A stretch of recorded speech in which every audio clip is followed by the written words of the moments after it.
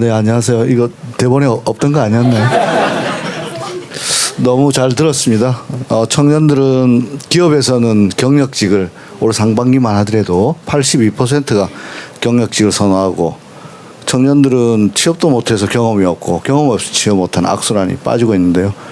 방금 아까 저 친구 말씀처럼 정부에서는 일 경험을 확대하려고 하고 있는데, 구체적으로 엊그저께 대통령께서도 국무회의에서도 말씀을 하셨고, 민간에게 좀 더 청년들에게 기회를 줬으면 좋겠다고 하는데, EU에서는 유스 개런티라고 해가지고 청년에게 대한 좀 더 주자는 건데, 새 정부에서 AI에 대한 대대적인 투자도 하고 하기 때문에 기업하고 좀 협의를 해와야 되겠습니다만은, 좀 청년 쿼터를 좀 늘려서 경험을 많이 쌓을 수 있도록 하는 것 어떨까 생각도 하고요.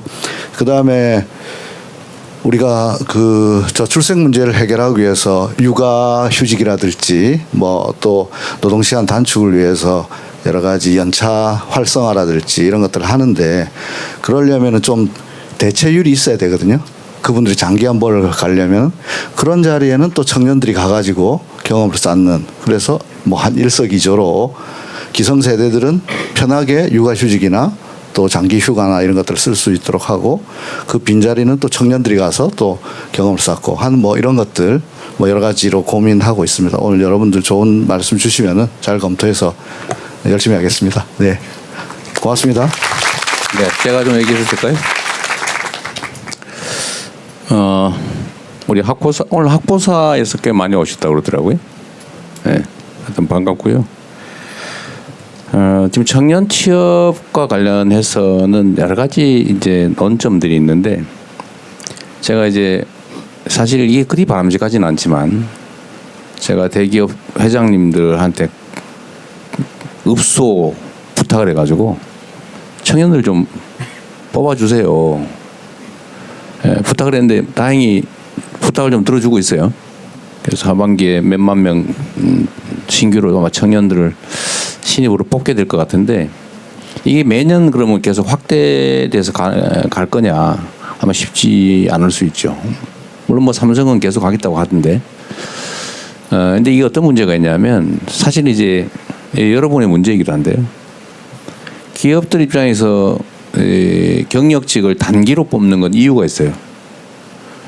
제가 경영을 하지는 않지만 그 사람들 입장에서는 첫째로 효율적으로 이미 훈련된 사람을 뽑아 쓰는 게 이익이다. 이게 좀 당연하겠죠. 그럼 옛날에는 안 그랬냐? 옛날에 다 신입 사원 뽑아가지고 교육 훈련 시켜서 일 시킬 때, 이때는 그러면 그 경력직을 뽑는 게 그러면 더 유리하지 않았느냐? 그렇지 않죠. 당시에도 경력직을 뽑았어요. 그런데 그때는 왜 신입 사원들을 많이 뽑았냐? 이것도 이제 일종의 악순환인데, 당시에는 일단 취직하면 기본적으로 정년 보장을 했어요. 그러니까 경력직 뽑으려도 이미 다른 회사에서 잘 안 나와요. 서로 그렇게 체계화돼 있으니까 경력직 뽑는 게 쉽지 않고, 근데 할 수 없이 당연히 신입 사원을 청년들 뽑아서 일정 기간 교육시켜서 이제 제대로 된 업무에 투입하는, 그때까지 약간의 비용이 나겠지만 또 다시 제대로 된 일을 하면 또 성과가 나오고, 이렇게 하다가 이게 어느 순간에 깨진 거죠. 여러 가지 이유들이 있긴 한데, 지금은 이제 종신고용, 정년 보장이 잘 없어요. 기본적으로 종신고용하지 않습니다. 그때 이유가 여러 가지 있죠. 효율적이기도 하고, 또 하나는 이제 노동조합 이슈가 있죠. 고용의 유연성이 확보가 안 되니까 필요할 때 내보내고 다른 사람을 뽑거나 전환을 하기 쉽지가 않다. 그러니까 기본적으로 계속 쓸 거라도 일단은 한 2, 3년 계약으로 연계약으로 계속 갱신하는 방식으로 쓰게 된 겁니다. 그러다 보니까 너무 이제 쉬워지니까 그러니까 경력직을 뽑는 게 또 쉬워지니까 다 이렇게 다 전환을 해가지고 청년들은 이제 길에서 스스로 상당한 경력과 실력을 쌓지 않으면 취업할 수 없는 지경이 된 거예요. 그래서 이거는 좀 구조적으로 정규직 취업을 그냥 정규직 채용을 회피하는 문화. 과연 그러면 훈련된 사람을 뽑는 것이 반드시 기업한테 유리하냐? 사실 불리하다고 해요. 기업 입장에서 그런 게 있다고 합니다. 일하는 사람들이 소속감이 없어요. 내 회사가 아니에요. 나 언제 나갈지 모르는데 뭐. 그리고 그 회사에서 내가 성과를 내가지고 그 회사가 잘 돼도 나하고 아무 상관이 없어요. 내가 언제 나갈지 모르는데. 이게 생산성이 사실 올라가지 않는다. 일본은 여전히 종신고용이 주류라고 지금 들었는데 저는 그렇다고 일본 기업들의 경쟁력이 떨어졌냐? 또 그렇지도 않아요. 결국 이 부분도 사실은 우리가 상당 정도 토론하고 논의해서 필요한 것들은 서로 수용하면서 고쳐야 됩니다.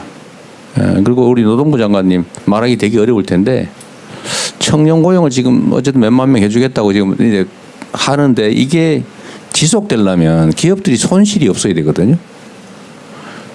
그 손실을 어떻게 보전해 줄 거냐. 교육 훈련을 기업들이 대신하는 거잖아요. 지금은 돈으로 정부 재정으로 다 교육 훈련 시키고 있거든요.